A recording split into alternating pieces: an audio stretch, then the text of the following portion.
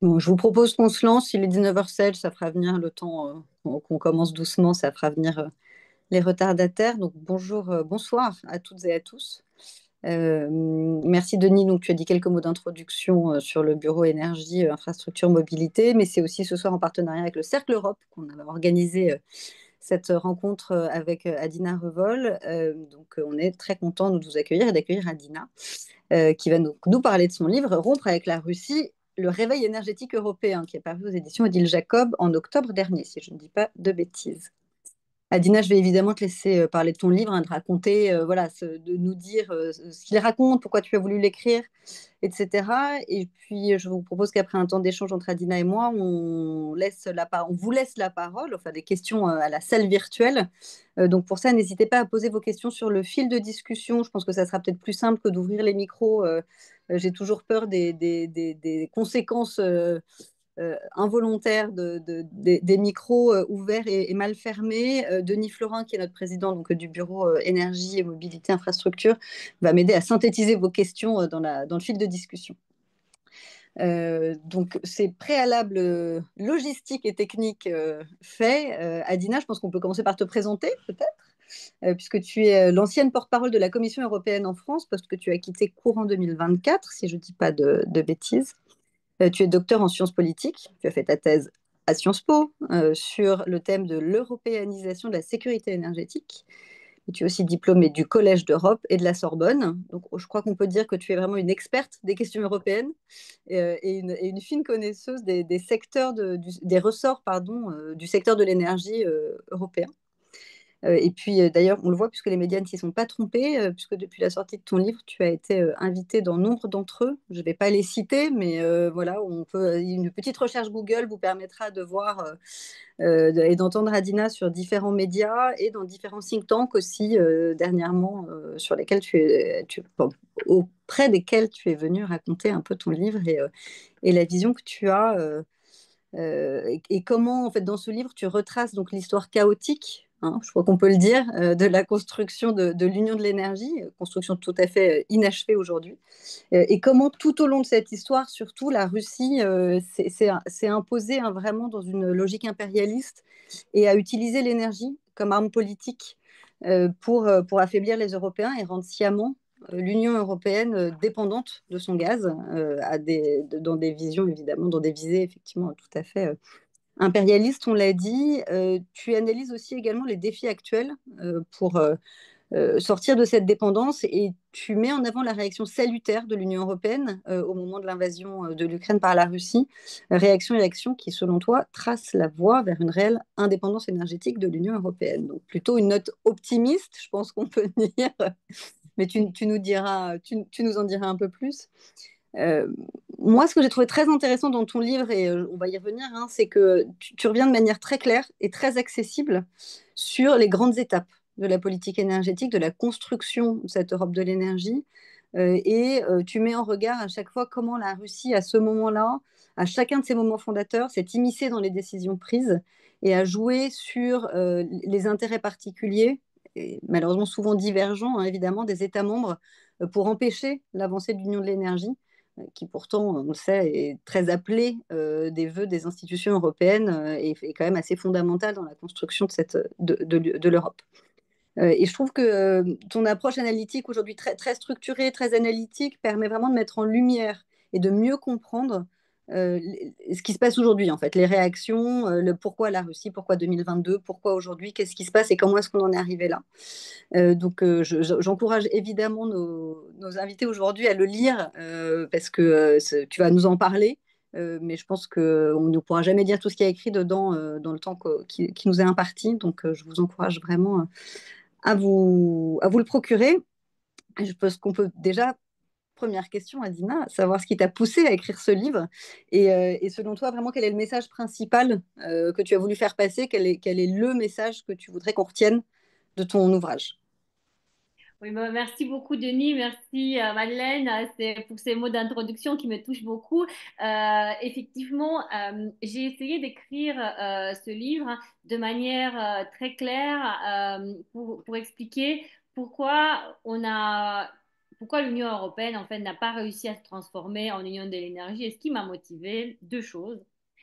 En fait, je suis née en Roumanie et en 2009, bon, j'ai vu en France, en fait, j'ai étudié en France et j'ai vu en France depuis très longtemps, mais il se trouve que mes parents sont toujours en Roumanie et en 2009, lorsque Vladimir Poutine a coupé pour la deuxième fois le gaz à l'Ukraine et puis ensuite, bon, il y a eu des conséquences sur l'Union européenne, en France, on les a pas senties, mais moi, j'étais en Roumanie. Et, en fait, il faisait très froid, c'était le 1er janvier, je me rappelle, et la Roumanie, c'est un pays qui produit du gaz, mais en hiver, il dépend, donc pour notamment les pics des consommations, il dépend des importations gazières russes et qui à l'époque arrivaient par la seule route ukrainienne. Donc en fait, on l'a senti. Cette crise-là, on l'a senti. Et donc à ce moment-là, je me suis dit que la géopolitique de l'énergie, c'est quelque chose de très concret. Et justement, j'ai voulu travailler dedans, ça m'a beaucoup intéressée. C'est quelque chose, donc l'énergie m'intéressait déjà avant parce que mon père travaillait dedans, donc j'ai toujours baigné là-dedans, mais ça m'a toujours intéressée. Mais voilà, en janvier 2009, j'ai vraiment, je me suis vraiment rendu compte que c'était quelque chose de très concret qui touchait la vie des gens parce que lorsque en fait, juste une anecdote très personnelle, mais en fait, en Roumanie, pendant toute mon enfance, on se chauffait au bois. Au début des années 90, on a découvert le gaz, donc c'était vraiment une révolution copernicienne. Et donc, quand il y a eu la crise de 2009, on a dû revenir au bois justement pour se chauffer parce que le gaz, il n'était plus là. Poutine avait coupé le gaz. Et donc, même dans un pays qui produit du gaz, en fait, parce que le stockage ne suffisait pas, ben, on avait la flamme qui était toute rougeâtre.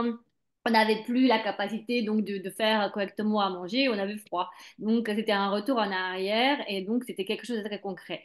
Et ça a touché, donc en 2009, il y a eu 18 États qui ont été touchés, mais principalement en Europe de l'Est parce qu'ils n'étaient pas connectés au réseau européen. Donc l'Europe de l'Ouest ne pouvait pas exercer sa solidarité, donc il n'y avait pas cette union de l'énergie, on ne pouvait pas envoyer du gaz de l'Ouest à l'Est.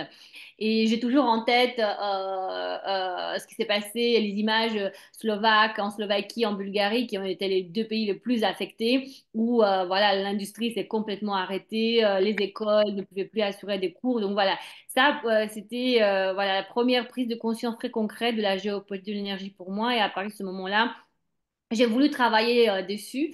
Et en 2022, donc j'étais en France, donc j'étais porte-parole de la représentation de la Commission européenne en France, et Vladimir Poutine a à nouveau commencé à couper le gaz sous différents prétextes, bien sûr, parce qu'il l'a pas fait de manière frontale. Il a demandé à ce que les contrats soient payés en roubles, donc les entreprises européennes ont refusé puisque il y avait les sanctions sur la Banque centrale de Russie. Et donc, du coup, il a commencé à couper le gaz justement à la Bulgarie parce que c'était le pays qui était considéré comme le plus faible. Mais il s'est rien passé parce que les Européens, malgré leur désunion, bah, ils ont construit un certain nombre de gazoducs sécuritaires importants et la solidarité a pu s'exercer. Ensuite, il y a eu la Pologne, enfin, tous les États, bah, il y avait y compris la France le 1er septembre 2022. Et donc, voilà, de par mes fonctions, j'étais amenée à tous les jours à répondre à des sujets sur la sécurité énergétique. Et puis, qui m'a motivée. J'avais en fait en tête ce livre depuis très longtemps, mais pour diverses raisons. On trouve toujours des raisons pour ne pas le faire. Enfin, j'ai eu mes enfants, vous voyez, c'était toujours, vous voyez, il y a toujours des choses. J'ai pris un nouveau poste. Enfin, j'ai toujours pas trouvé j'étais toujours occupée, je trouvais pas le temps de le faire. Et en fait, en 2022, je me suis dit, il faut que je le fasse. Pourquoi? Parce qu'en décembre 2021, si on m'avait dit que les Européens allaient arriver à prendre la décision de rompre avec le gaz russe, comme ils l'ont fait par force, par la force des choses, parce que voilà, ça a été nécessaire en 2022. Je ne l'aurais pas cru parce que c'était une telle désunion sur le facteur russe, comme je l'appelle dans le livre, qu'en fait, je ne le croyais pas possible. Et finalement, les Européens l'ont fait.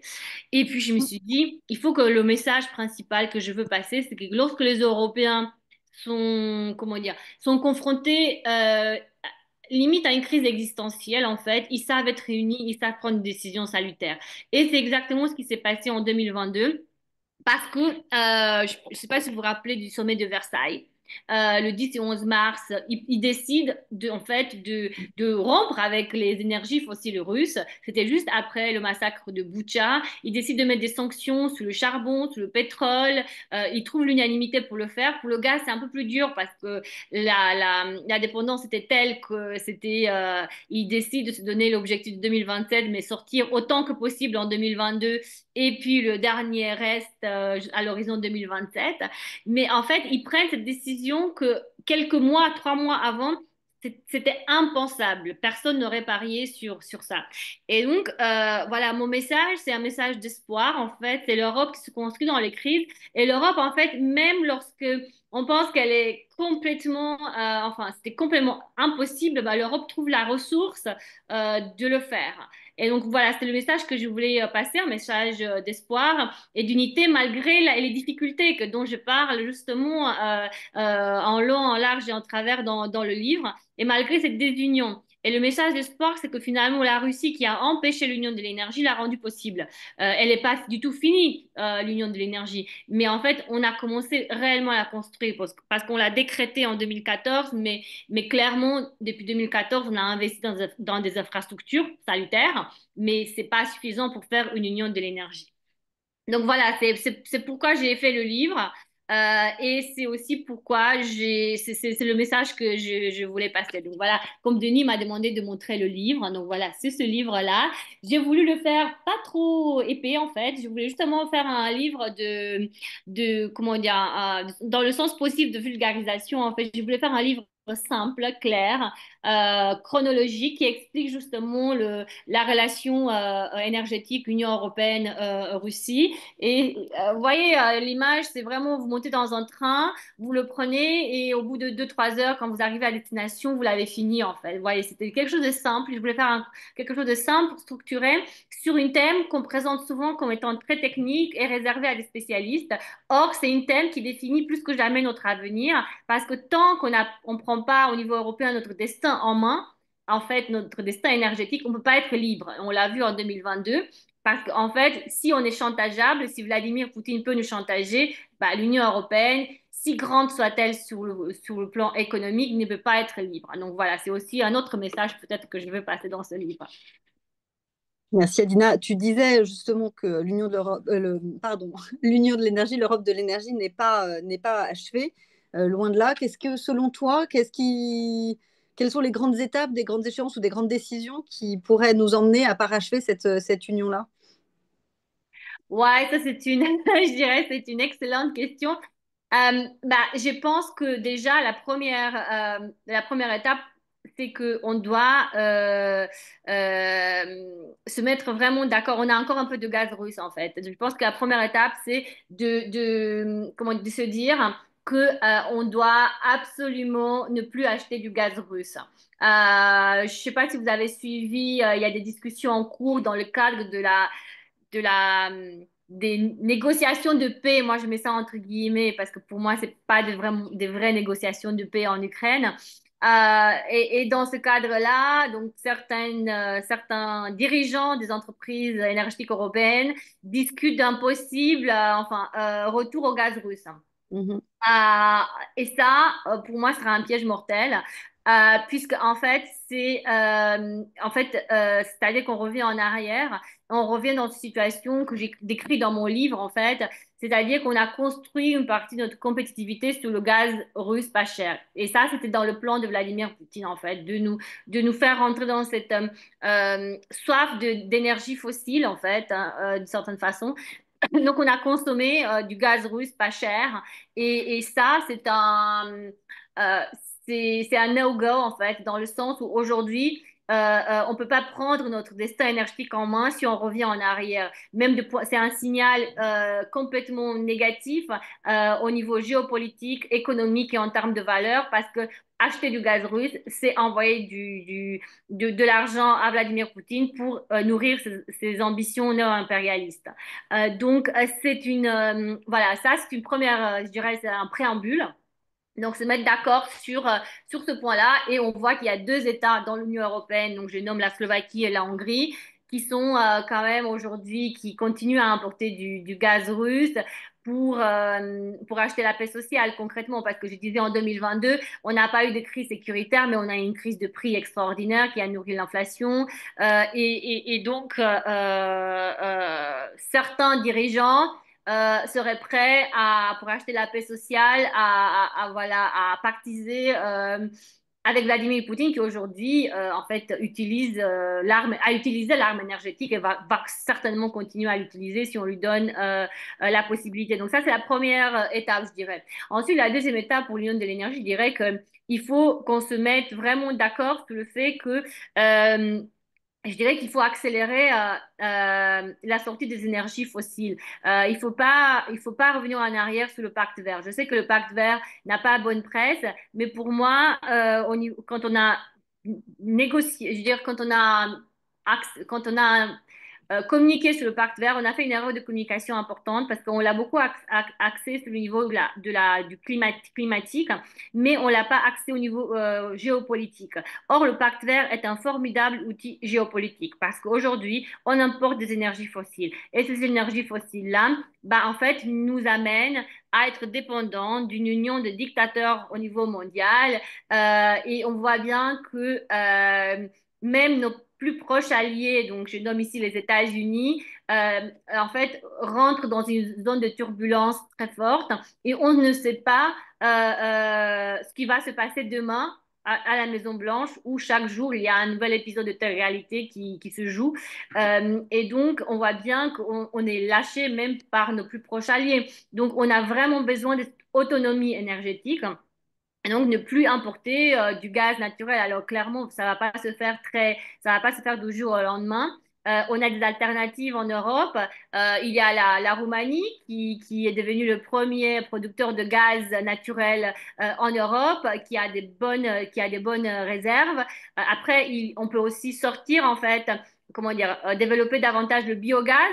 Il y a une alternative européenne. Et je trouve que c'est très utile également puisque c'est un revenu supplémentaire pour nos agriculteurs. Développer, bien entendu,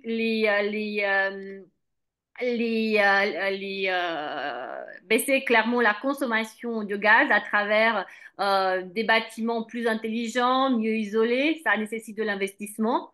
Et puis, développer, bien entendu, les renouvelables. Et moi, je suis également pour le nucléaire parce qu'en fait, je trouve qu'il faut faire les deux pour les pays qui veulent le faire, bien entendu. C'est pas du tout quelque chose c'est pas une obligation. Ce n'est pas décrété par Bruxelles. Mais s'il y a des pays comme la Pologne, par exemple, qui veulent sortir du charbon, se lancer dans un programme nucléaire, oui. Par contre, il faudrait maintenant introduire des questions d'autonomie stratégique, c'est-à-dire qu'on l'a vu, même nos plus proches alliés ne sont pas de vrais alliés. Donc, la question de la technologie, de la maîtrise de la technologie est essentielle. Donc, un programme nucléaire, très bien, mais il faut qu'il soit avec de la technologie européenne. La même question se pose pour les renouvelables. Donc, la question annexe, c'est comment on diversifie la ressource, en fait, les matières premières rares. Et là, ça passe par une politique commerciale diversifiée. Et bon, moi, vous allez me détester, mais je milite pour la ratification du Mercosur qui devient de plus en plus urgente, y compris dans le contexte actuel avec les États-Unis. En fait, on a besoin de diversifier nos ressources commerciales. Et là, clairement, pour les matières premières critiques, le Mercosur est très intéressant. Donc, voilà, disons que l'union de l'énergie, pour résumer, voilà, je dirais, qu'est-ce qu'on doit faire? Voilà, je dirais le menu de ce qu'on doit faire, mais après, il y a une politique qui va au-delà de l'union de l'énergie.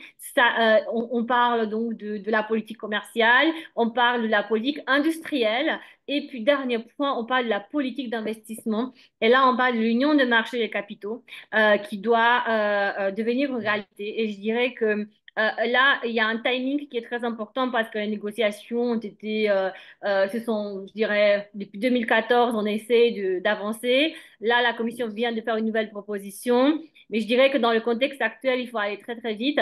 Donc, time is money parce que 20% de notre épargne va pour acheter la dette américaine.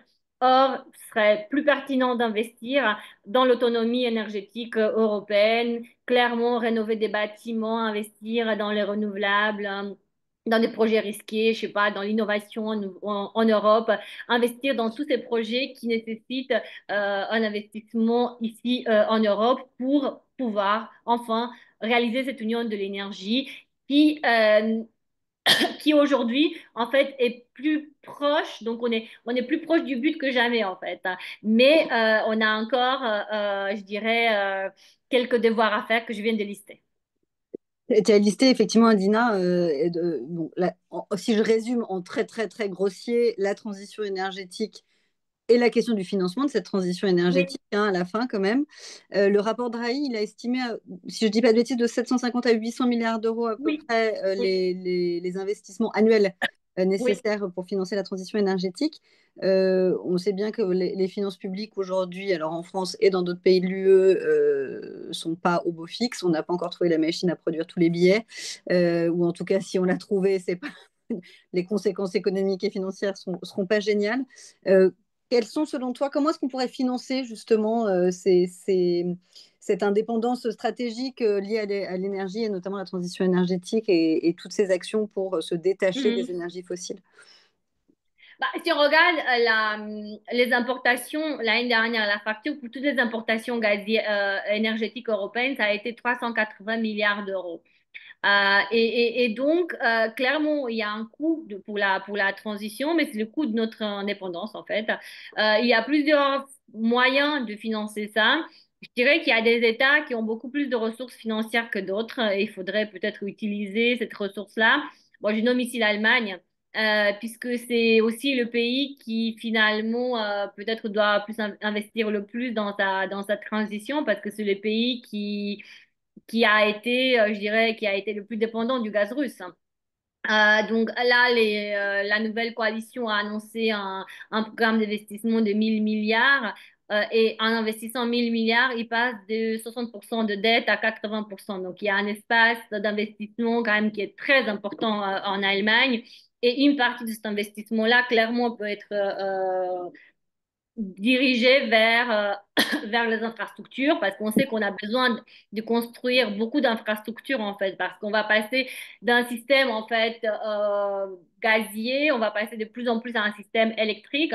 Mais attention, le système électrique, j'ai fait une parenthèse, il faut quand même passer aussi, je suis pas pour un système électrique à 100% en fait parce qu'on a tout le risque cyber. Donc, il faudrait également garder une partie il faut diversifier en fait et c'est pour ça que je parlais du biogaz qui pour moi est important.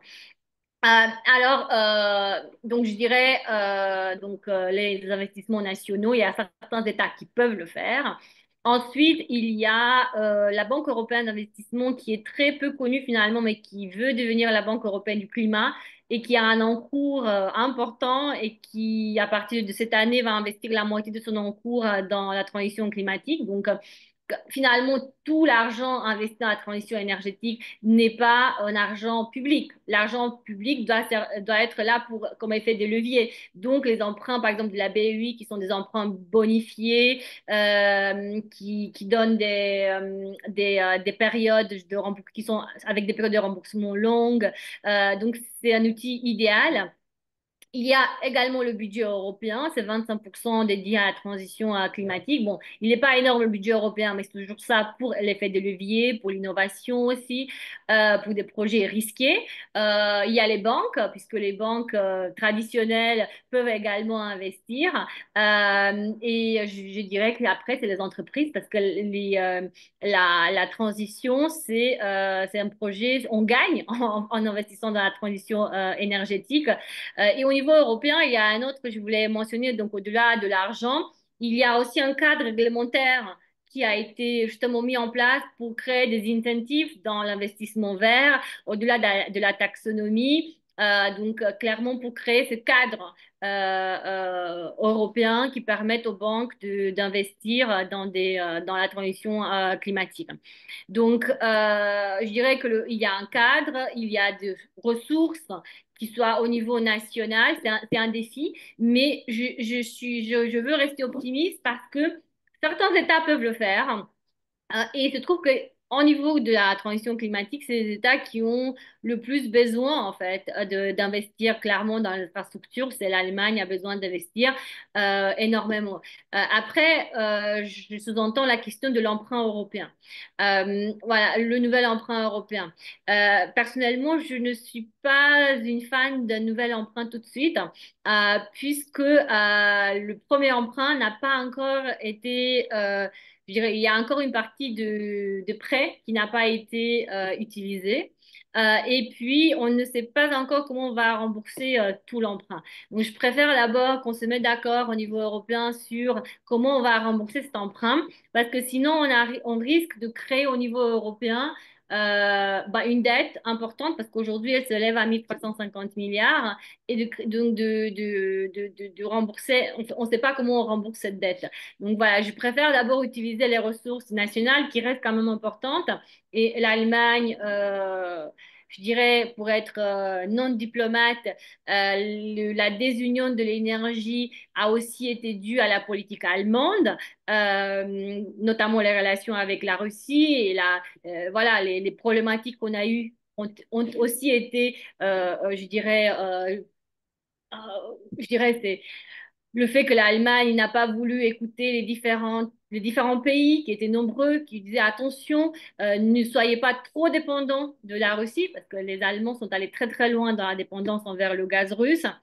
Voilà, c'est aussi peut-être à l'Allemagne d'aider à ce financement de cette transition qui doit nous sortir de la dépendance envers les énergies fossiles. Parce que tant qu'on est dépendant envers des dictateurs, bon, on ne peut pas être libre. Même si on est le plus grand bloc commercial, la deuxième plus grande économie au monde, on ne peut pas être vraiment, vraiment libre.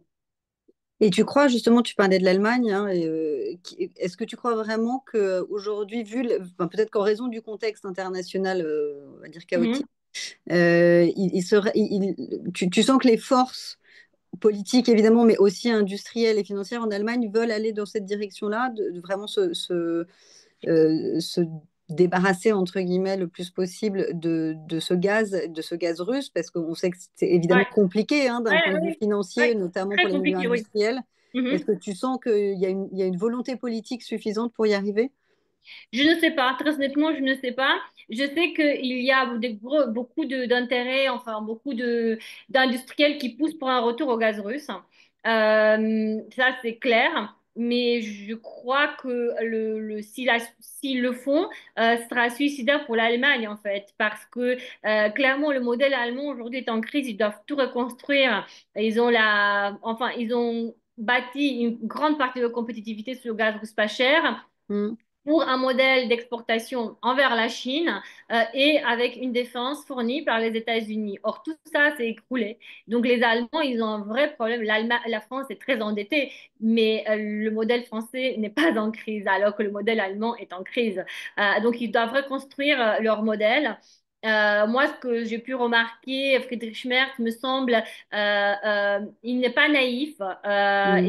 et j'ai l'impression qu'il est très décidé. Mais s'il a investi, s'il décide de reconstruire le modèle allemand sur des bases fragiles, parce que clairement, revenir au gaz russe, c'est des bases fragiles, ça me semble, j'ai vu des discussions sur une possible réouverture de centrales nucléaires dans le sud. Ça me D'accord. semble plus réaliste, puisque en fait déjà, par ailleurs, l'Allemagne, avec les autres États de l'Union européenne, sont engagés dans le pacte vert et il y a une loi climatique qui dit qu'on doit achever la neutralité carbone en 2050. Donc, déjà, si on regarde rien que l'objectif pour les renouvelables en 2030, c'est 42,5%. Donc, ce qui veut dire que le système énergétique européen et national, donc on est en 2025, c'est-à-dire demain, 2030 c'est demain, et doit être complètement transformé d'ici 5 ans. Et donc, Hmm. si on revient à une importation gazière massive de Russie, importante de Russie, moi, ça me semble un retour en arrière qui n'a pas de sens, qui ne va pas dans le sens de l'histoire. On est juste sur du très court terme. Et donc, si l'industrie allemande est en crise, ce qui est réel, à cause du prix de l'énergie, les Allemands, ils peuvent faire des aides d'État, justement, dans le cadre défini par l'Union européenne qui a été flexibilisé pour arriver à faire baisser la pression sur les entreprises allemandes. Mais revenir en fait, au gaz russe, ça me semble une mauvaise idée. Et ensuite, au niveau politique, ça me semble difficile pour la CDU de le faire parce que c'est ce que voulait l'AfD. Donc, Hmm. quelle est la différenciation entre la CDU et l'AfD si Friedrich Merz, il revient à la chancellerie, il met en place le programme de l'AfD? Ça va être long. Voilà, moi, il y a des engagements européens, il y a je dirais, une réalité politique et puis je vois pas d'intérêt. Il y a un intérêt à très court terme, c'est vrai, parce qu'en plus, il y a eu des bruits dans la presse, enfin, et des déclarations, parce que comme Gazprom a coupé le gaz, bon, plusieurs entreprises sont allées en arbitrage. Et donc, ils ont gagné. Et donc, ils disent, bon, on va utiliser l'argent que Gazprom nous doit Hmm. pour leur demander de nous envoyer du gaz gratuitement au début. Mais si vous voulez, si vous faites ça, en fait, vous rentrez à nouveau dans le jeu de Poutine. Et donc, in fine, vous allez être coincé parce que voilà, l'argent qu'ils vous doivent va s'épuiser au bout de 4, 5 mois, 6 mois gratuitement. Et après, vous allez à nouveau payer pour l'Élysée néo-impérialiste de Poutine parce qu'il ne faut pas être naïf. Poutine ne va pas s'arrêter à l'Ukraine et même s'il ne va pas envahir militairement clairement la France, ou l'Allemagne, il va lancer des opérations hybrides. Il l'a déjà fait en France. On a eu l'opération Doppelgänger, c'est-à-dire ces sites qui étaient calqués. Enfin, il y a des erreurs de français, mais les gens auraient pu croire les mensonges de la propagande russe. Et s'il y a une chose que les Russes savent faire, c'est la propagande. Et ça coûte pas cher. Mais bon, il faut quand même une armée de bots, il faut des choses. Donc voilà, on paye pour ça. Et clairement, je crois que je sais pas, moi je le dis chaque fois que j'ai l'occasion de le dire, Poutine, il a, en fait, après l'annexion de la Crimée, on n'a pas mis de sanctions énergétiques. Pourquoi? Parce on était trop dépendants. Et au contraire, en fait, on a même augmenté nos importations, pas beaucoup, mais on les a pas baissées, mais on les a augmentées légèrement. Et donc, en somme, on a payé Poutine, on a donné à Poutine les ressources pour envahir l'Ukraine. Et donc aujourd'hui, si on est sérieux, on ne peut pas payer Poutine pour à nouveau nous attaquer de manière indirecte. Il va pas, bien sûr, il va pas envoyer l'armée rouge et son armée à Paris, bien entendu, mais il va utiliser beaucoup de moyens. On parlait tout à l'heure d'infrastructures critiques. Il l'a déjà fait en mer Baltique, il s'est attaqué à des infrastructures critiques. On va passer sur un système électrique. Les cyberattaques, c'est trop simple. Hmm. Donc voilà, il y a beaucoup trop d'enjeux à mon sens, pour revenir vers le gaz russe. Très Mais intéressant. j'entends tout à fait les différents sons de cloche qui disent effectivement que c'est une solution à court terme. Voilà. Ouais, en tout cas, on sent que c'est une solution une solution un peu de simplicité et d'assurance financière dans un contexte international qui a un petit backlash quand même environnemental fort. Donc, effectivement, c'est ce qu'on peut entendre. Tu as parlé du nucléaire, Oui. de ce projet dans le sud de l'Allemagne. Est-ce que justement, tu penses que c'est aussi un moment où ces débats sans fin sur la place du nucléaire, notamment poussés par les divergences franco-allemandes sur le sujet, est-ce que tu crois que ça serait le moment pour qu'on arrive à une politique européenne un peu stabilisée sur le nucléaire? Bah, honnêtement, j'ai jamais compris, personnellement, hein, j'ai jamais compris j'essaie d'en parler dans le livre de manière très posée, mais en fait, justement, en expliquant quand on a signé le traité de Rome, il y avait deux traités qui ont été signés. Le traité sous le nucléaire, qui s'appelle Euratom, Mm. et le traité de la communauté économique européenne. Et à l'époque, c'était après la crise de Suez, le traité Euratom était beaucoup plus prometteur que le traité sous la communauté économique européenne. Parce qu'en fait, on visait déjà à l'époque l'indépendance énergétique après la crise de Suez Mm. qui nous a montré déjà je dirais, comment dire, notre faiblesse. À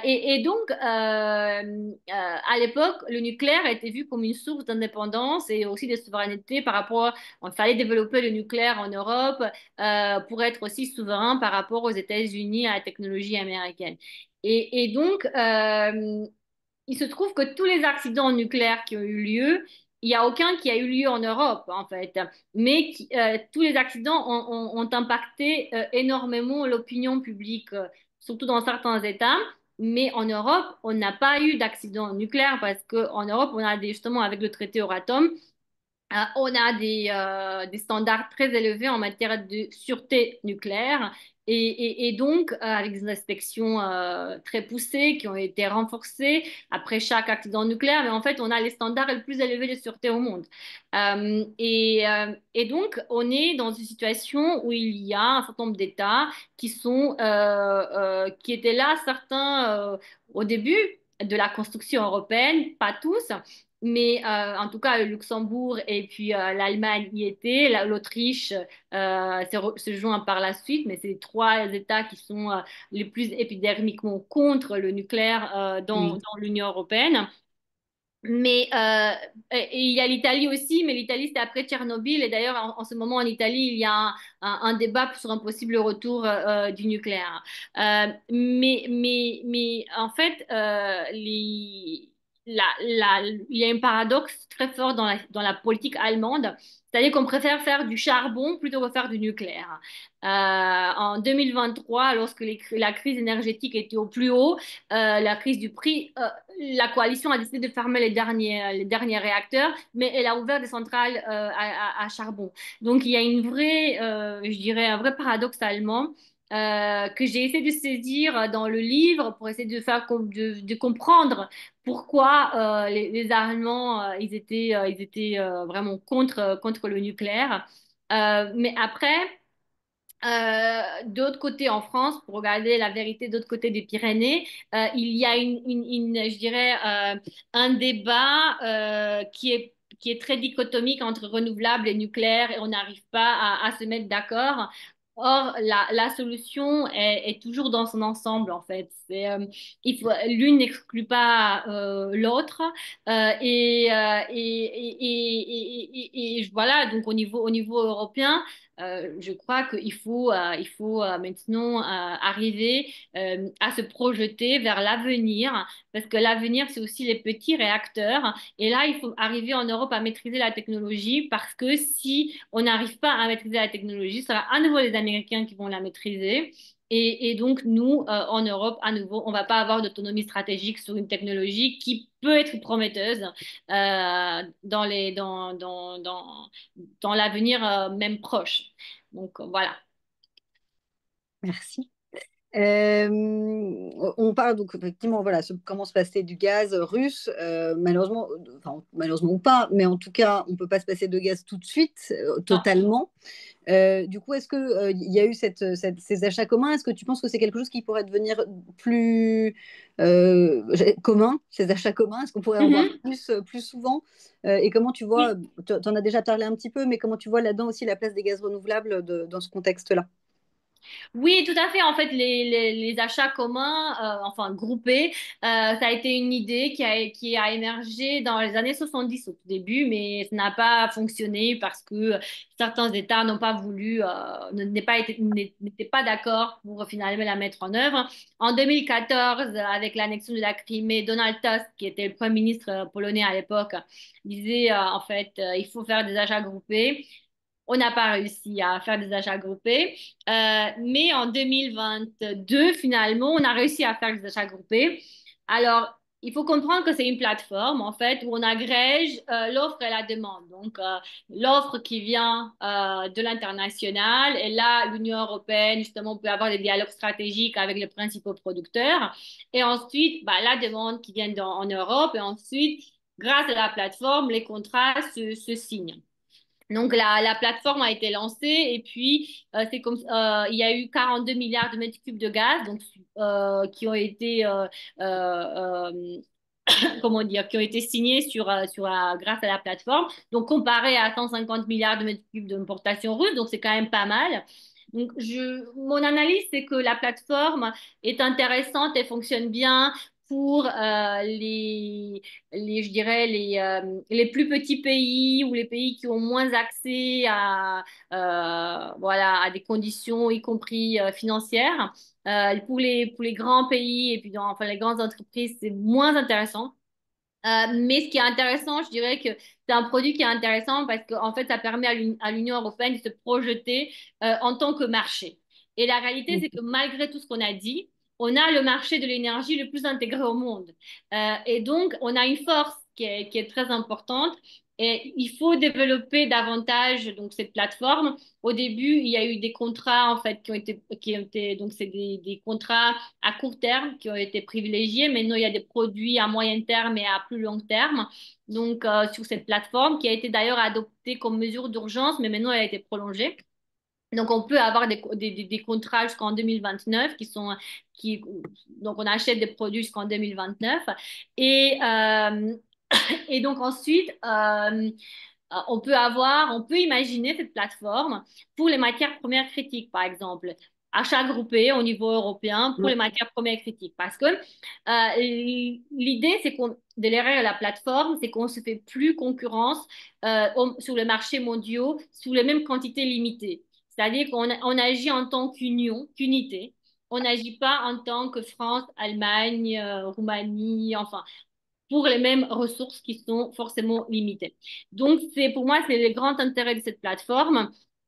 Mais je comprends également que certaines grandes entreprises n'étaient pas très intéressées par cette offre, puisqu'elles avaient déjà l'accès au marché mondial à des prix intéressants, sans passer par la plateforme Ouais. européenne. Mais bon, en gros, mon principal message, c'est que il faut profiter de nos forces. Et notre grande force, c'est que malgré tout ce qu'on a dit, on a le marché le plus intégré au monde. Et ça, c'est une énorme force. Et qu'on est une union, et l'union faisant la force, je pense qu'on y arrive. Oui. N'hésitez pas à poser vos questions dans le fil, hein, je le redis, elles seront modérées par les soins de Denis Florin, mais n'hésitez pas à poser les questions au fur et à mesure. Si on revient un petit peu dans le déroulé de ton livre, donc cette analyse euh, très didactique, hein, très chronologique, qui permet vraiment de remettre tout ça en perspective. Est-ce que pour toi, il y a un tournant majeur dans la construction européenne, dans les décisions qui ont été prises, dans les actions qui ont été faites, un moment où on aurait pu ne pas devenir aussi dépendant du gaz russe? Tu vois, est-ce que pour toi, Mhm. tu situes à un moment Oui, particulier? Je pose la question, j'ai lu le livre, mais comme tout le monde ne l'a pas lu, voilà, oui. c'est intéressant que tu reviennes dessus. Oui, en fait, oui, on aurait pu. Enfin, il y a deux moments même. Bah, d'abord, c'est le tout début, en fait, les années 70, que lorsqu'on a lancé enfin, les Allemands ont lancé l'os politique.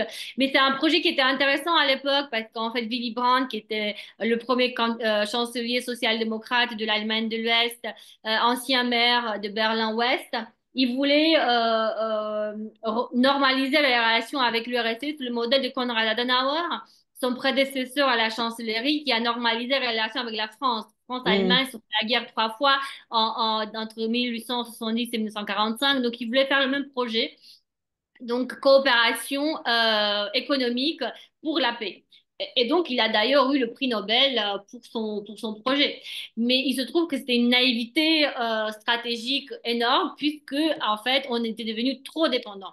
Et pour moi, le moment où et les Allemands, les Américains à l'époque, avaient d'ailleurs mis des sanctions sur la construction du gazoduc, deuxième gazoduc de l'URSS vers l'Europe de l'Ouest, puisqu'ils ne voulaient pas qu'il y ait de la technologie américaine impliquée et qu'ils avaient dit, à l'époque, Reagan avait dit, ils peuvent construire leur gazoduc, mais sans la technologie américaine. Et bon, ça c'est un langage correct, mais il avait utilisé un langage très fleuri pour le dire. Et donc, ça, c'est le début, c'est là où on aurait pu ne pas commencer. Mais il y a eu un moment, en fait, après l'annexion de la Crimée, clairement, où on a développé, je dirais, plutôt, oui, je dirais plutôt 2009, en fait, ouais. 2009-2014. Parce que 2009, on a déjà vu qu'il y a eu comment dire, les guerres gazières russes et ukrainiennes étaient, voilà, ça a commencé en 2006, 2009, il y avait une répétition, toujours les mêmes prétextes. Mm. Il n'y avait pas vraiment de solution. Et donc, pour moi, un élément, c'est Nord Stream. On n'aurait pas dû commencer à construire Nord Stream, clairement. Et en 2014, lorsque bah, Poutine a violé le droit international en annexant la Crimée et en faisant fi de, voilà, voilà, de toute loi existante, on n'a pas baissé je dirais, nos importations. Au contraire, il y a eu une augmentation légère, mais une augmentation. Donc voilà, c'est le moment, c'est là. Voilà, on n'a pas mis de sanctions, certes, parce qu'on était trop dépendants, mais on aurait dû commencer à baisser au Mm. moins nos importations. Or, on l'a pas fait. Et pour moi, c'est un moment critique parce que du coup, on a commencé à nourrir le fonds russe. Et donc, derrière, on a envoyé de l'argent pour qu'il envahisse l'Ukraine. Et selon toi, on l'a pas fait par naïveté, par facilité, ou il y a eu d'autres, ou pour toi, il y a d'autres explications qui font qu'on n'a pas, en 2009, on s'est pas dit communément, mais attendez, quand même, faudrait peut-être réagir 2009-2014. Oui. Bah, Margaret Vestager hein, disait qu'on n'a pas été naïf, on a été cupide. Euh, Mm. voilà, moi je pense qu'elle avait raison, puisqu'en fait, c'était trop simple en fait enfin voilà de garder sa compétitivité. Chacun avait ses raisons en fait. Bon, l'Allemagne clairement, voilà, c'était intéressant. On investissait dans d'autres, au lieu d'investir dans la transition énergétique, investir justement dans la sortie de fossiles, bah, on investissait peut-être dans d'autres choses, la paix sociale, enfin des choses comme ça. Et donc, l'argument à l'époque, c'était le narratif russe, c'était il n'a pas coupé le gaz pendant la crise des missiles de Cuba, enfin l'URSS. Alors pourquoi, qui était la plus grosse crise de la guerre froide, Ouais, pourquoi couperait-il le gaz maintenant? maintenant. Puisqu'en fait, on est des clients premium, on paye voilà, en dollars. Il ferait-il maintenant? Parce qu'il a besoin de nous. Il a Mm. besoin de notre marché. Il peut pas exporter ailleurs. Donc, du coup, on pensait que voilà, la Russie était vraiment. Il y avait ce narratif qui était très fort et voilà, qui a très bien fonctionné. Et Très les bien. États, j'ai fini avec ça. Il y avait des États qui avertissaient, notamment les pays baltes, la Pologne, qui avertissaient sur la dangerosité justement de la trop Mm. dépendance. Mais il y avait même, je dirais, euh, ils étaient même vus comme hystériques en fait par rapport parce que la Russie est un partenaire fiable. Donc pourquoi en fait c'est juste l'hystérisation du débat sur la base de l'histoire nationale mouvementée. Donc ils n'étaient pas pris au sérieux parfois. Mm. J'ai eu cette impression voilà, ils étaient vus Ils comme n'ont pas été écoutés. ils n'étaient pas Mm. écoutés, non, clairement. Hein. Ok. Est-ce qu'il y a d'autres points que je n'ai pas abordés que tu voudrais mettre en avant sur des sujets que tu as abordés dans ton livre ou même plutôt des actions à prendre et en termes de politique énergétique à la fois au niveau de l'Union européenne et dans certains États membres et pourquoi pas en France particulièrement? Non, il y a un sujet, peut-être juste un tout petit sujet qui est important, c'est j'en parle dans mon livre en fait, parce que bon, même si l'Union s'est désunie sur plein de choses, il y a eu en 2009 quand même, elle a pris une décision salutaire qui nous a sauvés en 2022, c'est d'investir une partie, en fait, les États ont donné à l'Union d'abord la possibilité de le faire, ensuite l'argent pour le faire. Dans des projets de gaz, dans des gazoducs, en fait, un certain nombre de gazoducs stratégiques pour connecter l'Europe. Et donc ça, c'est en fait mon message, c'est on peut pas parler de réarmement, de comment dire, de réarmement ou d'Europe souveraine, d'Europe puissance, Mm. sans ces comment dire. sans ces bouts de connexion. En fait, c'est-à-dire les infrastructures, c'est super, en fait, ça peut paraître très technique, mais on a besoin de lignes à haute tension, de gazoducs, parce que sinon, tous les concepts qu'on entend toute la journée dans les discours politiques ou à la télé sont vides de sens. Parce que l'énergie, en fait, doit circuler d'un marché à l'autre et pour qu'il circule, bah, il faut des infrastructures. Et ces infrastructures sont super importantes, sont essentielles et elles vont devenir à l'avenir le nerf de la guerre parce qu'on va passer donc dans le système électrique et dans ce système électrique, on doit investir massivement sur les infrastructures. Voilà, c'était le message un peu technique, mais je trouve que c'est super important pour Important. une conscience que c'est pas, comment dire, ça arrive pas par la magie de Saint-Esprit, ça arrive par des infrastructures qui ont été développées pour le gaz. Et maintenant, on doit investir massivement pour l'électricité. Merci beaucoup, Adina. Avant de passer aux questions de la salle, et je répète, n'hésitez pas à poser vos questions, j'avais une dernière question qui n'est pas tellement en lien avec ton livre, mais qui était plutôt en lien avec tes dernières fonctions en tant qu'ancienne porte-parole de la représentation de la Commission européenne en France. Est-ce que tu aurais une anecdote un petit peu marquante à nous partager? Bon, je sais pas. En fait, comment dire, je sais pas si c'est des anecdotes ou, enfin, je garderai toujours en tête le 24 février 2022 parce que c'est mon anniversaire et c'est le jour qui, c'est le jour où la guerre a commencé.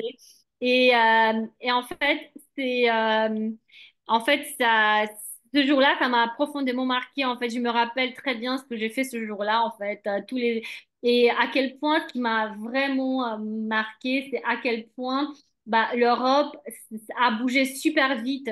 Et voilà, ça c'était voilà, c'était assez impressionnant, je dirais, cette action-là, qu'on a mis en place vraiment très, très rapidement. Après, bon, j'ai plus d'anecdotes en fait, parce que je dirais, il y a une autre anecdote qui m'a, celle-là un peu plus négative, mais je dirais que c'est important. On parle beaucoup de la désinformation et c'est un sujet sur lequel j'ai beaucoup travaillé. Et la désinformation ne vient pas que de Chine, de Russie. Bon, on a eu beaucoup de désinformation, notamment liées au vaccin qu'on a dû gérer. Mais elle vient également de France et parfois elle vient même des membres du gouvernement. Donc Hmm. voilà, ça c'était une anecdote parce que j'étais confrontée à plusieurs fois justement à des déclarations qui étaient fausses des membres du gouvernement et Ouais. je dirais la difficulté dans ce cas-là, c'est que c'est très difficile de réagir et donc c'est très difficile à gérer. Autant lorsqu'on est confronté à une désinformation qui vient de Russie, de Chine ou d'un syndicat quelconque, c'est beaucoup plus facile à réagir. Mais lorsqu'on a à gérer une fausse information de la part d'un ministre, c'est beaucoup plus difficile. Voilà. Je veux bien te croire. Tu marches sur un fil dans ces cas-là, j'imagine, ça doit pas être. Voilà, c'est plus compliqué, hein.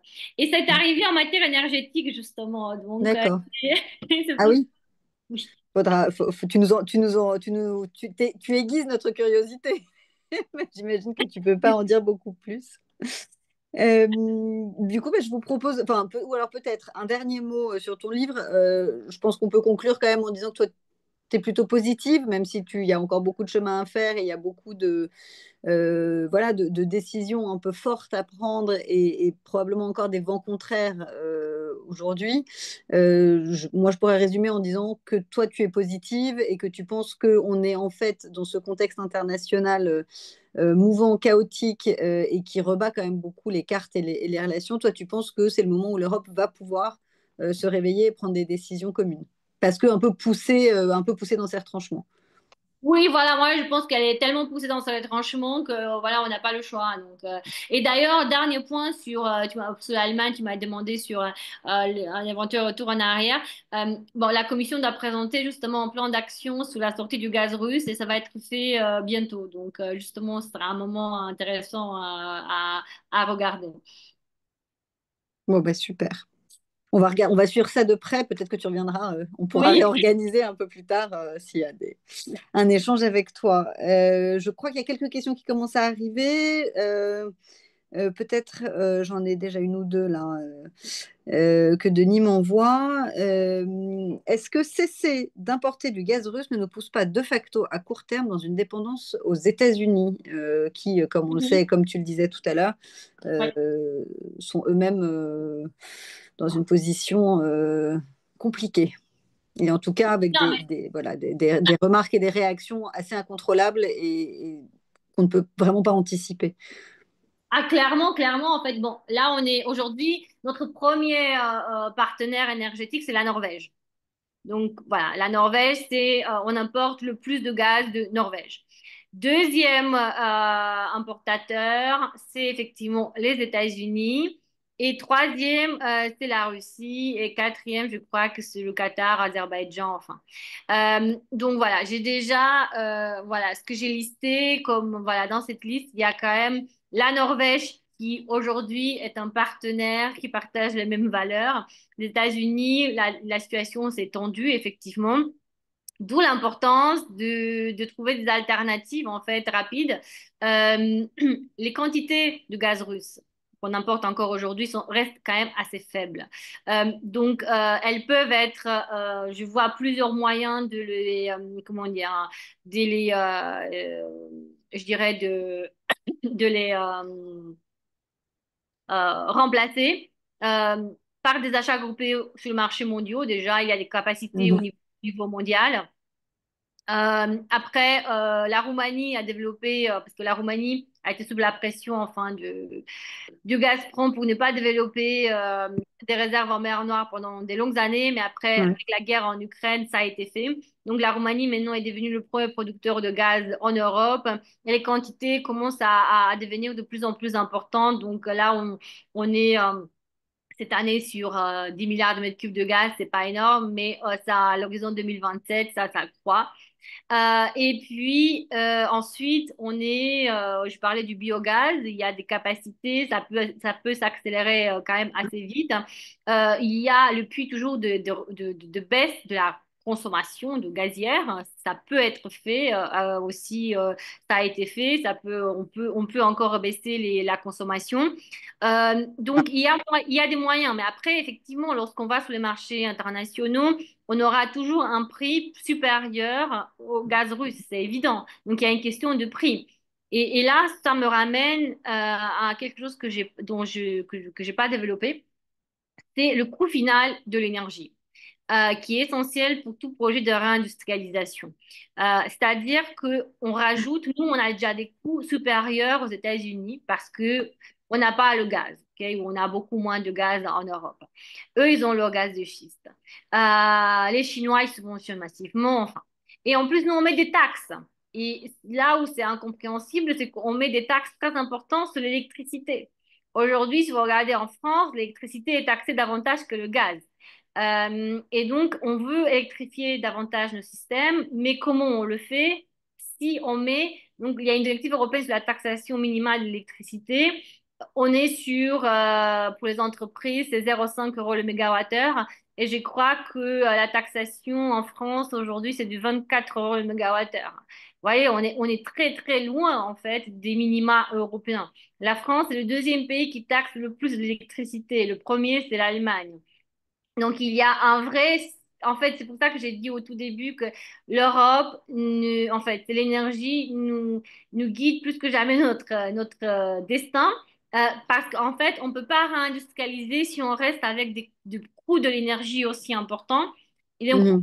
en fait, la taxation de l'électricité, c'est simple parce qu'en fait, c'est de la taxation invisible.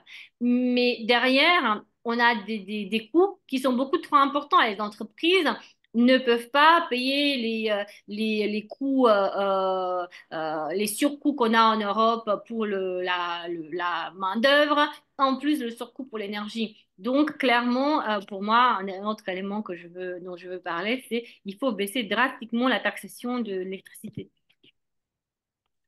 Voilà, j'ai répondu au-delà de Question la qui question. as répondu complètement. Et puis cette question fiscale, je pense effectivement est très importante dans le contexte de réindustrialisation nécessaire. Question plus institutionnelle, qu'est-ce qu'on peut attendre comme initiative de la nouvelle, en tout cas de von der Leyen 2? Qu'est-ce que, selon toi, sur l'énergie, est-ce que tu peux nous dire un petit peu de ce que tu en sais, ce qui est prévu et en tout cas ce qu'elle a sous le coude? Bah oui, il y a, enfin, ce qui est intéressant, elle a, donc chaque commissaire a eu comment ça s'appelle, une feuille de route qui est intéressante à regarder. Là, il y a la prochaine initiative, donc on a sorti déjà un Clean Energy Deal. euh, Mhm, qui est destiné justement à renforcer la compétitivité de l'industrie européenne. On a sorti aussi, ça c'est important justement sur un plan pour une énergie abordable, notamment où on met l'accent sur le marché intérieur parce qu'il n'est pas bon, il n'est pas encore achevé. Et donc là, il y a des puits importants de ressources en fait pour faire baisser le prix de l'énergie parce qu'on optimise nos différents marchés. Donc, elle a annoncé justement différentes actions, notamment sur la taxation également, des recommandations de la Commission, parce que la Commission n'a pas la compétence, mais des recommandations de la Commission pour les États membres sous la taxation de l'électricité. mhm, Euh, Elle a annoncé la mise en place d'une task force pour le marché intérieur, un plan d'action pour le logement. Ça, c'est important parce que c'est annexe, mais c'est important. Et puis, le fameux plan d'action sur le plan d'action sur la sortie du gaz russe, sortie totale. Un autre plan d'action annoncé, c'est sur la double transition numérique et énergétique. Donc, comment les deux se complètent et mhm. donc la double transition. Et puis, elle a aussi instruit le commissaire Jorgensen pour regarder comment l'Europe peut déployer des SMR, donc les petits réacteurs, à l'horizon 2030. Voilà, quelques actions. Quelques-unes. Oui. Très bien, merci pour ce point. Je ne sais pas s'il y a des questions dans le fil ou sinon, euh, après on peut peut-être, s'il n'y a pas de questions dans le fil, déverrouiller les micros. Je vais essayer de faire ça. Euh, une question sur l'Allemagne, je ne sais pas si tu peux être en capacité de repréciser ça. Donc Friedrich Merz là, Mhm. va prendre la chancellerie. Si, et tu parlais de l'échec, hein, enfin en tout cas de la grande difficulté dans laquelle est le modèle allemand en ce moment. Selon toi, alors c'est très politique intérieure allemande, mais peut-être Mhm. que tu peux nous éclairer là-dessus. Si Merz n'arrive pas dans les 4 années de son mandat à rebâtir et à redonner confiance dans ce modèle, est-ce qu'on sait un peu quelle serait la stratégie de l'AfD, notamment sur les aspects énergétiques? Bah, l'AfD a clairement dit qu'il faut remettre en place le Nord Stream 2 et le Nord Stream 1 et qu'il faut relancer les relations avec la Russie. Il faut arrêter les renouvelables complètement. Donc, voilà, le programme de l'AfD est assez clair en matière énergétique. Mais effectivement, le mandat de Friedrich Merz est un peu le mandat de la dernière chance pour les Allemands. Je dirais pour les forces traditionnelles, c'est-à-dire CDU, SPD. Après, le modèle allemand, c'est un modèle de coalition. C'est-à-dire que l'AfD, pour gouverner, voilà, elle ne peut pas gouverner seule. De toute façon, en Allemagne, Mm. il y a toujours eu des gouvernements de coalition. Donc, en l'état actuel des choses, ils ne peuvent pas gouverner. Mais bon, on sait que l'Allemagne, c'est un pays fédéral également. Et donc, l'AfD est de plus en plus représentée dans les Landes et puis dans les différents Länder, pardon. Donc, ça veut dire plus de pouvoir. Et également, une spécificité de l'Allemagne, c'est que chaque grand parti a son think tank qui est financé Ouais. par qui est beaucoup financé par les deniers publics. Or, donc le parti, donc l'AfD a également bâti un think tank. Et donc, qui dit think tank dit aussi bah, pouvoir mobiliser l'opinion publique davantage, en fait, hein, que qu'elle l'est encore aujourd'hui. Et je crois que un des succès, mais peut-être je me trompe, mais un des succès de l'AfD, ils ont quand même eu un score considérable. Et partout, les partis populistes en Europe, en fait, ont gagné ou gagnent ou en fait montent sur une question du pouvoir d'achat. Or, le Mm. pouvoir d'achat, enfin, a baissé. Il a baissé, c'est une réalité. Parce que les prix de l'énergie a beaucoup augmenté. Et donc, on a eu l'inflation, en fait, qui a été poussée par les prix de l'énergie et donc, par cette crise, du coup, qui a été déclenchée par Vladimir Poutine. Donc, voilà. J'ai parlé tout à l'heure des informations et du ministre français. Mais en fait, voilà, je peux vous en dire plus parce que moi, ça m'a beaucoup choqué. On n'a jamais dit que, en fait, cette crise, du coup, a été gérée par des facteurs géopolitiques. On a dit que c'était le marché européen de l'énergie qui l'a gérée. En fait, on a dit que c'est la faute à l'Europe. En fait, si on a cette crise de l'énergie, du coût de l'énergie, c'est la faute à l'Europe. On n'a jamais dit qu'en fait, c'est Vladimir Poutine qui nous a coupé le gaz. Et donc, en fait, on a eu un déséquilibre énorme entre l'offre et la demande. Donc, on a des prix très volatiles. Et en plus, on avait les centrales nucléaires françaises qui étaient à l'arrêt pour corrosion pour moitié d'entre elles. Mm. Et en parallèle, une crise monteuse en Europe. Et donc, on n'a pas dit ça. On a dit non, non, non, c'est le marché européen qui est responsable. Et donc, du coup, ça a eu des conséquences politiques, y compris en France. Et ça, pour moi, c'était une des plus grosses informations comment dire, un des plus gros narratifs, en Mal. tout cas, qui n'était pas clair, en tout cas, de la part d'un gouvernement pro-européen. Donc, c'est facile de dire c'est la faute de l'Europe. Et en l'occurrence, c'était pas la faute de l'Europe, c'était un marché en fait qui n'était pas fait pour gérer une telle crise en fait. Et c'est un marché qui nous a protégés pendant des longues années, mais on peut pas prévoir l'utilisation de l'énergie comme arme. Le marché n'est pas fait pour ça. Mm. Donc aujourd'hui, en fait, on a pris des assurances, on a réformé ce marché pour justement avoir des assurances. Mais il faut voir que l'assurance qu'on va mettre en place avec des contrats à plus long terme, enfin, ce n'est pas la panacée, puisqu'en fait, on peut, c'est en fait le prix qui est proposé, le prix fixe qui est proposé peut être assez élevé en fait. Et donc pour le moment, il n'y a pas beaucoup d'intérêt pour ce type de contrat-là de la part des grandes entreprises énergivores notamment. Donc enfin, voilà, je dirais, le marché européen à dire que c'est la faute à l'Europe, c'est trop simple. Ah, on t'a perdu. Ah bon? C'était trop facile. C'est ça. Oui. Ah bon? Vous m'avez perdu? Moi, je vous vois bien. Je sais pas si c'est moi, mais j'ai l'impression que la connexion saute chez toi. Ah bon? Vous m'entendez là? Est-ce que c'est moi? Est-ce que vous m'entendez? Oui, on t'entend. Ok. Donc, Je sais ça, pas ça si c'est marche. moi qui perds la connexion, Adina, ou si c'est toi.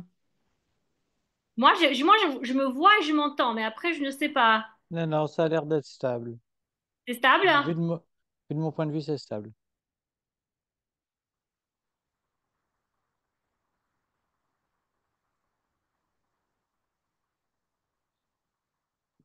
Du coup, Oui, là, je crois c'est Madeleine qu'on a perdu.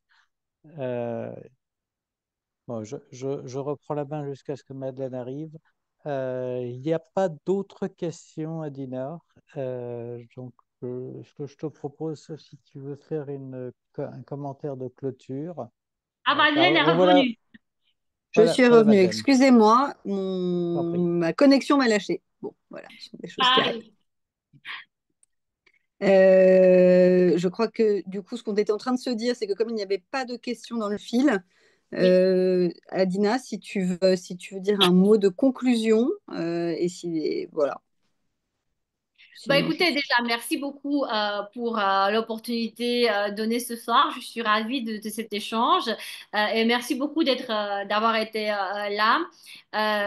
Écoutez, vous pouvez me suivre sur LinkedIn. En tout cas, voilà, si vous avez des questions, je serais ravie d'échanger avec vous pour la suite. Et je dirais encore une fois, voilà, il y a l'énergie, c'est vraiment super important. Et on est à un moment vraiment où je dirais la puissance européenne se destine à l'avenir, puisqu'on ne peut pas avoir de réindustrialisation, on ne peut pas avoir de réarmement et de puissance sans une énergie abondante et pas chère. Et ça, on a du travail là-dessus, clairement. Mais les solutions sont là, elles sont existantes.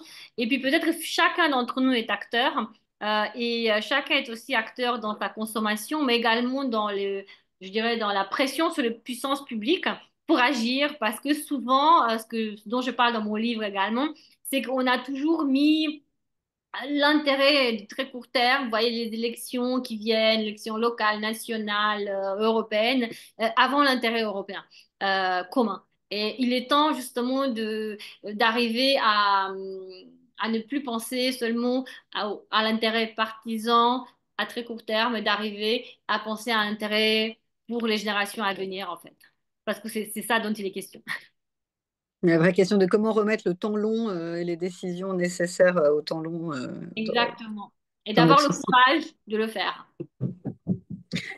Dina, merci beaucoup pour ces paroles de conclusion qui donnent effectivement matière à réflexion et à continuer à s'engager.